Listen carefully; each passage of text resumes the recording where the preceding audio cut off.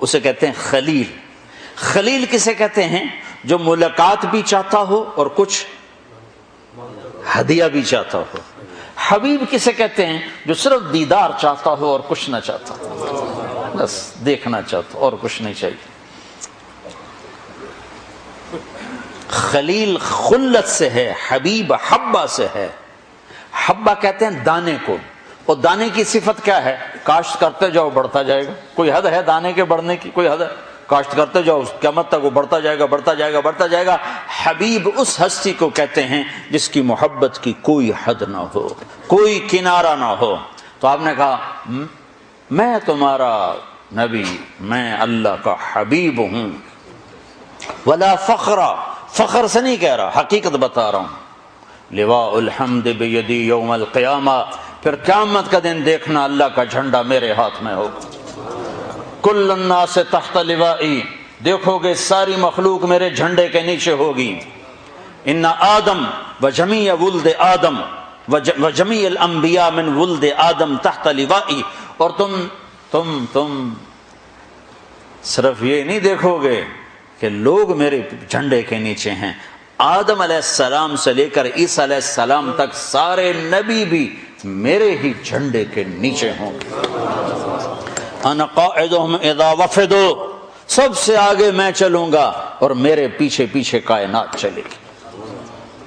ہاں سب لوگوں کا ڈرائیور ہوتا ہے نا جو آگے آگے، سب لوگ پیچھے بیٹھتے۔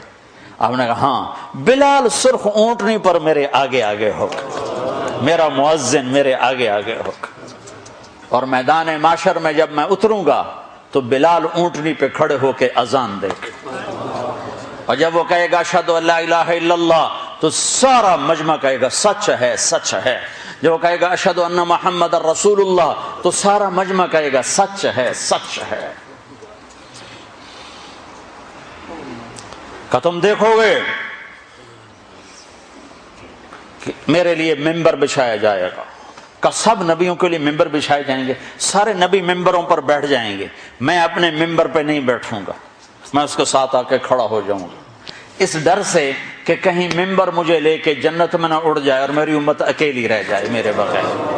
لہٰذا میں ممبر کے قریب ایسے کھڑا رہوں گا، بیٹھوں گا نہیں، اپنی امت کو چھوڑ کے نہیں جانے والا۔ پھر دیکھو گے کہ 1000 جنت کے خادم میرے چاروں طرف کھڑے ہوں گے، پھر دیکھو گے اللہ جنت کی چابی مجھے پکڑائے گا، جنت کی چابی میرے ہاتھ میں ہوگی، پھر دیکھو گے میرے بغیر جنت کا دروازہ کھل نہ سکے گا، پھر دیکھو گے میرے جائے بغیر کوئی نبی جنت میں جا نہ سکے گا، میری امت کے جانے سے پہلے کوئی امت جنت میں جا نہ سکے گی۔ ہاں شان رسالت کو دیکھنی ہو تو آخرت میں کا انتظار کرو۔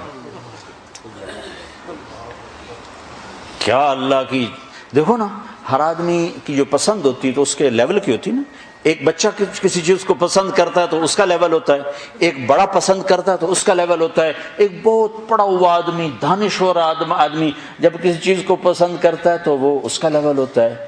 جب اللہ کسی کو حبیب بنائے گا تو اللہ کا لیول ہوگا نا، تو اس کو کیسے تولا جائے، کیسے ناپا جائے؟ بس اللہ ہی جانتا ہے، اللہ کے حبیب کو بس اللہ ہی جانتا ہے اور کوئی نہیں جانتا ہے۔ دو ہستیاں ہیں جن کی تعریف کا حق ادا نہیں کیا جا سکتا، ایک اللہ اور ایک اللہ کا رسول، ان کی تعریف کا حق نہیں ادا ہو سکتا۔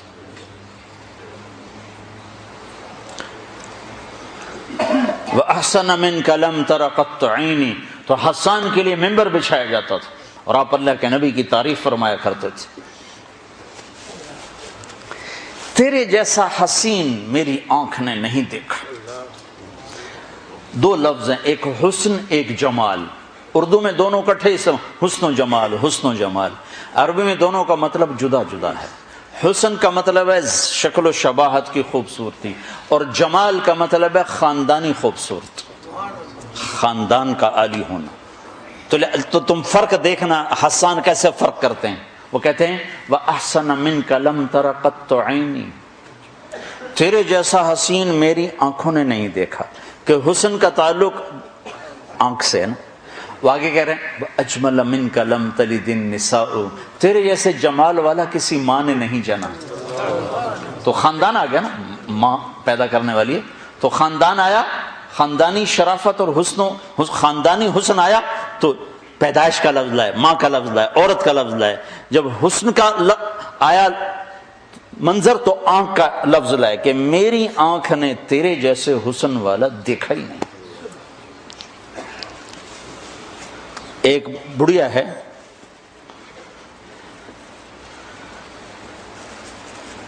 جب آپ سفر میں تھے تو رابغ کے مقام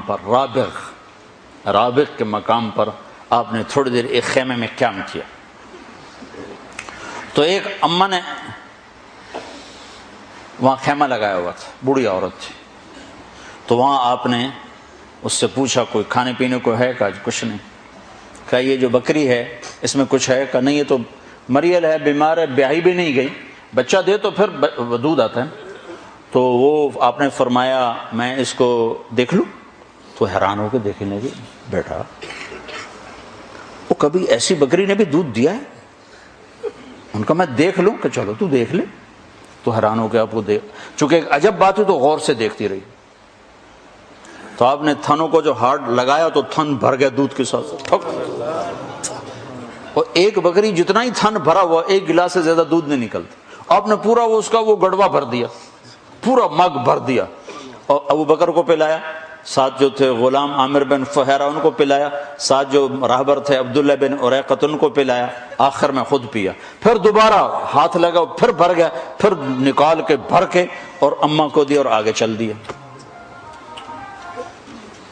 جب وہ بدو آیا خامد اس کا، تو کہنے لگے یہ دودھ کہاں سے آیا؟ کہنے لگے اس بکری سے۔ کہا پاگل ہو گئی، یہ بکری سے دودھ کہاں سے آیا؟ پاگل ہو گئی ہے؟ کہا نہیں پاگل نہیں، وہ ایک نوجوان آیا تھا، اس کے ہاتھوں میں کوئی جادو تھا، اس نے ہاتھ لگایا تو دودھ سے بھر گئے۔ تو چونکہ وہ غور سے دیکھتی رہی تھی نا، تو وہ کہنے لگا ان عتیلی، بتاؤ وہ کیسا تھا؟ تو وہ اماں بتا رہی وہ کیسے تھے، آپ کیسے تھے؟ رأیت رجلا ظاہر الوضاء، میں نے ایک نوجوان دیکھا، بڑا صاف ستھرا، ابلج الوجہ، چمکتا چہرہ، حسن الخلق، بڑا خوبصورت جسم، لم تعبہ خجلہ، پیٹ نہیں نکلا ہوا تھا کہ بھدا نظر آئے۔ بعض آدمی خود ادھر ہوتے ہیں، پیٹ ادھر ہوتا ہے، آپ سجے پاسے پیٹ کھبے پاسے۔ لم تعبہ خجلہ، کیا تھے؟ ایسے موٹے نہیں کہ بدصورت ہوں، لم تجری بہ ثقلہ یا صعلہ، ایسے پتلے نہیں تھے کہ بے روب ہوں، وسیم قسیم، وسیم کسے کہیں؟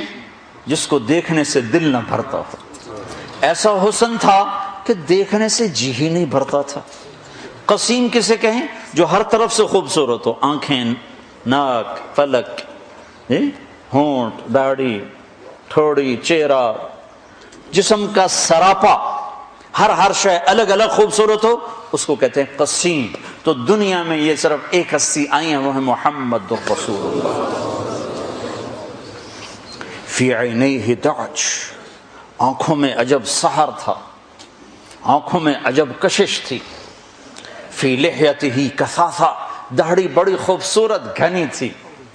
فی عنقہ سطع، گردن بڑی سراہی دار اور لمبی تھی۔ فی صوتہ سحل، آواز میں جادو تھا، کھینچتی تھی۔ وہ قریش کہتے تھے اس کی نہ سننا، اس کی نہ سننا۔ جیسے اب بھی کہو تبلیغ والوں کے قریب نہ جانا، قریب نہ جانا، ان کی نہ سننا، نہیں تو پھنس جاؤ گے، پھنس جاؤ گے۔ ابھی تک کتنے بیچارے بھائیوں کو دھوکہ لگا ہوا۔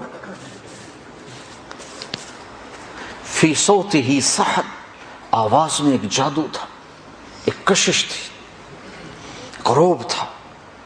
اکحل، آنکھوں میں سرما لگایا نہیں تھا، اب کی آنکھ میں ہر وقت سرما لگا نظر آتا تھا۔ اکحل، احور، اقرن، ازج۔ ام معبد اس اماں کا نام ہے، 1400 سال گزر گئے، اس نے ہر صدی کے علماء کو تھکا دیا اس کا ترجمہ کرنے کی۔ وہ لفظ لائی ہے کہ جیسے عربی کا عرق نکال دیا اس نے۔ ام معبد.